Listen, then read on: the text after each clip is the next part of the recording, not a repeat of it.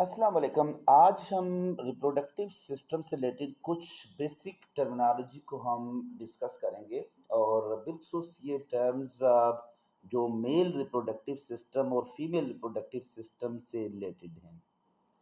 याद रखना कि group of diploid cell that surround the egg उनको हम फॉलिकल्स कहते हैं।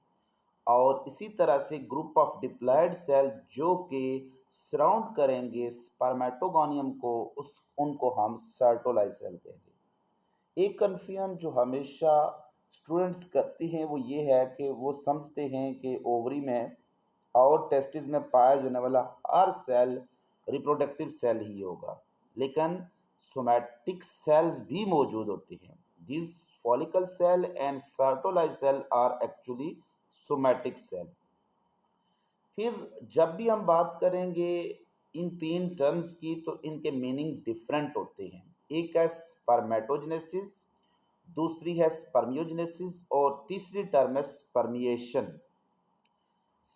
जो स्पर्मेटोजेनेसिस का प्रोसेस है वो through the germinal wall of seminiferous tubule हो रहा होता है और सेमिनिफेरस ट्यूब्यूल के टॉप टू बॉटम ये प्रोसेस चल रहा होगा कि उसकी जर्मिनल वॉल में माइटोसिस के जरिए बनते हैं स्पर्मेटोगोनिया। वो स्पर्मेटोगोनिया इंक्रीज साइज और डिफ्रेंशिएट होकर बनाएंगे प्राइमरी स्पर्मेटोसाइट, इसमें होगी मियोसिस 1 और बनेंगे सेकेंडरी स्पर्मेटोसाइट और उसमें मियोसिस 2 और स्पर्मेटिड्स। ये जो होल प्रोसेस है, जो फॉर्मेशन ऑफ स्पर्मेटिड और स्पर्म, इसको हम कहेंगे स्पर्मेटोजेनेसिस। लेकिन जो स्पर्मेटिड हैं ये फिर जर्मिनल वॉल से गिर जाते हैं। इन स्पर्मेटिड्स को पकड़ा होता है सर्टोलाइज सेल ने और सर्टोलाइज सेल जब इनको छोड़ देते हैं तो this spermatid are release into the lumen of seminiferous tubule. तो जब वो ल्यूमन में गिर रहे होते हैं तो इस प्रोसेस को हम कहते हैं spermiation. The process by which these spermatid are released from sertolized cell into the lumen, इनको हम कहते हैं, इस प्रोसेस को कहेंगे दिस प्रोसेस कॉल्ड स्पर्मिएशन। अब स्पर्मेटिड में ऐड होगा फ्लैजिला, ऐड होगा, इसमें एक मिड पीस ऐड होगा और कुछ फर्दर चेंजेस होंगी। तो ये प्रोसेस जिसमें स्पर्मेटिड कन्वर्ट हो जाएंगे किस में, एक्टिव स्पर्म में, इस प्रोसेस को कहेंगे स्पर्मियोजेनेसिस।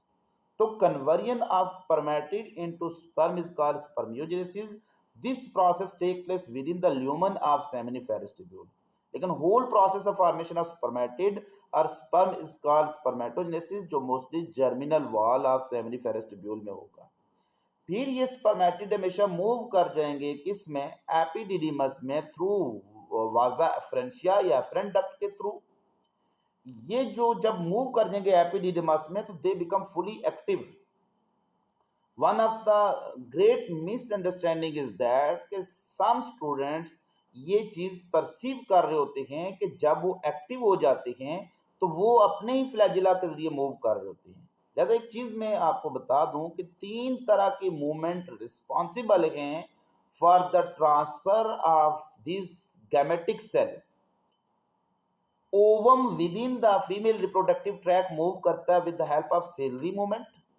स्पर्म जब तक मेल बॉडी में है they move with the help of peristaltic movement, और पेरिस्टाल्टिक मूवमेंट किस में होंगी, डक्ट के अंदर होंगी।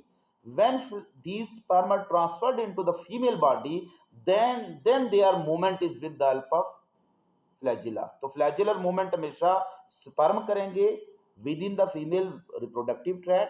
This semen is transferred into the female vaginal track.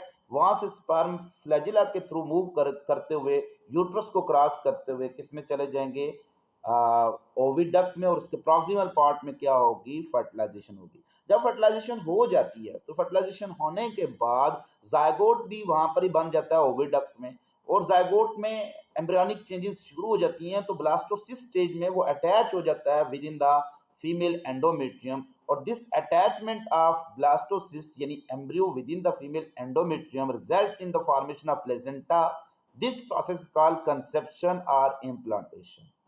इसके अलावा फोलिकुलोजेनेसिस जो होता है, process of development of follicle है, वो माइटोसिस के थ्रू होती है। बट ओजेनेसिस जो होती है, process of formation of egg is called oogenesis, और ये हमेशा through the process of meiosis होती है। उम्मीद करता हूँ ये इंफॉर्मेशन आपके लिए बहुत ज़्यादा हेल्पफुल साबित होंगी।